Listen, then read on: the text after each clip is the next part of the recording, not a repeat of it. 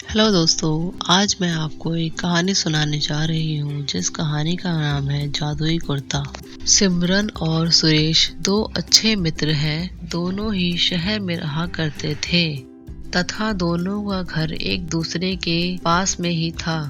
अक्सर दोनों एक साथ खेलते थे, एक साथ ही स्कूल में पढ़ते थे। परंतु सुरेश के पिता एक साधारण से दुकान के मालिक थे, जिससे अक्सर वह पूरे दिन में इतना कमा ही लेते थे जिससे उनका परिवार चल सके। तथा दूसरी तरफ सिमरन के पिता उस एरिया के जाने माने घराने के एक बड़े सदस्य थे, जो पैसे और जमीन जायदाद में काफी अमीर थे। परंतु बचपन से ही सिमरन और सुरेश एक अच्छे मित्र की तरह पले बढ़े थे। साथ में ही खेलना कूदना और हर चीज उन्होंने आपस में बांट के खाई हुई थी। वक्त के साथ दोनों बड़े हुए तो अक्सर दोनों के बीच एक दूसरे के प्रति दूरियां बढ़ने लगी। यह कहीं न कहीं एक बड़े दूसरे छोटे घराने के परिवार के बीच आने वाली समस्या थी।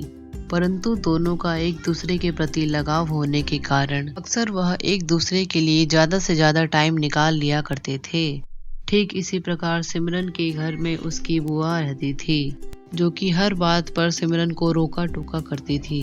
जब भी कभी सिमरन किसी कार्य से घर के बाहर जाती थी तो अक्सर वह सिमरन से पूछताछ करती थी और यह बात सिमरन को बहुत ही बुरी लगती थी और उसने कई बार अपनी बुआ को ऊंची आवाज में बोला था, सिमरन तुम कहाँ जा रही हो? अक्सर तुम्हारा घर से बाहर जाना बहुत ज्यादा हो रहा है, पर ऐसा नहीं चलेगा। जब लड़की बड़ी हो जाती है तो वह घर से इस तरह नहीं जाती बाहर बार बार।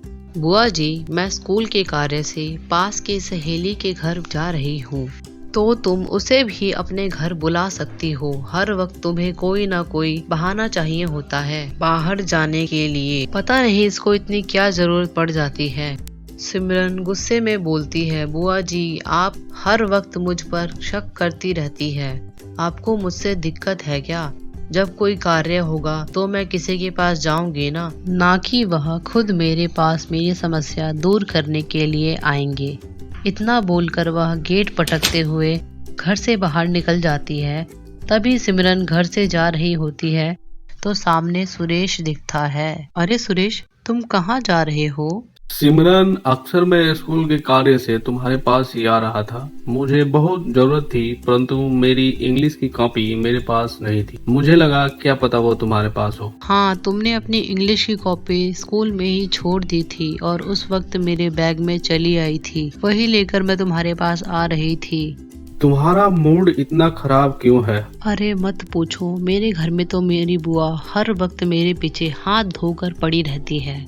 ना जाने उनको मेरे से क्या तकलीफ है। जब भी कहीं जाती हूँ तो हर वक्त ऐसे पूछती है जैसे कि मैं बस उनसे ही मेरा सब कुछ चल रहा है। तो सुरेश, अब हमारा आगे से मिलना बहुत ही मुश्किल हो जाएगा, क्योंकि मेरे घर वाले भी अब मुझे बाहर जाने से रोकते हैं। अब जो भी कार्य है वह स्कूल में ही हो पाएगा और स्कूल में भी हमारी अध्यापिका हमें अक्सर बात करते वक्त रोकती है। तो इतना कहने के बाद सिमरन सुरेश को उसकी इंग्लिश की कॉपी देकर अपने घर चली जाती है और सुरेश भी घर चला जाता है उदास होकर। और यह समस्या सोचते सोचते घर की ओर जा ही रहा होता है, तभी सामने से गुजरते वक्त एक मंदिर जो कि शिव भगवान का होता है, उसे वह मंदिर दिखाई देता है। फिर वो उस मंदिर में जाता है और वहां जाके विनती करता है कि काश ऐसा होता कि हम दोनों एक दूसरे के लिए कुछ और वक्त निकाल पाते। वहीं पे कहीं न कहीं वहाँ के पंडित सारी बातें सुन रहे थे। सुरेश के चले जाने के बाद वहाँ का पंडित सुरेश की इस विषय पर भगवान से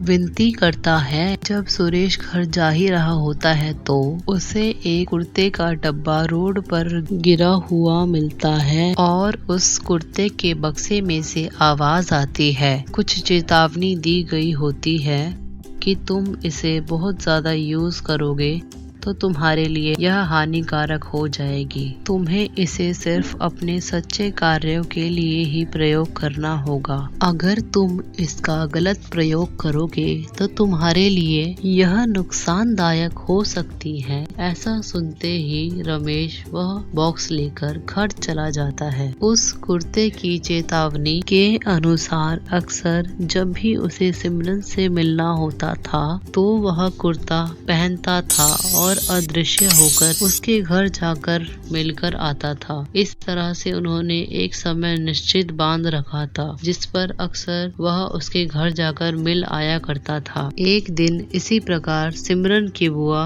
उसे जब सिमरन अपने किसी कार्य से थोड़ी देर हो जाती है तो घर आने में उसके पिता को झूठा सच्चा कुछ बताकर वह उसे 2 थप्पड़ पिटवा देती है तथा उसके पिता यह कहते हैं कि तुम अक्सर बहुत बिगड़ रही हो, अब तुम्हारा घर से जाना बहुत ज्यादा हो गया है। ऐसा सुनते ही सिमरन अपने रूम की ओर चली जाती है। जब यह बात सुरेश को पता चलती है तो वह बहुत ही गुस्से में आता है और उसके अगले दिन सुरेश अपने जादुई कुर्ते से उसकी बुआ को डराता है। अक्सर वह गायब हो जाता है तो कुछ दिखता नहीं है। इस वजह से उसकी बुआ डर जाती है और यह डरकर बुआ को यह कहता है कि वह अपने सिमरन को उसके पिता से शादी करवाने की बात करे। उसके पिता बहुत ही सोच में पड़ जाते हैं कि अक्सर उसकी बहन ऐसा क्यों कह रही है कि उसकी बेटी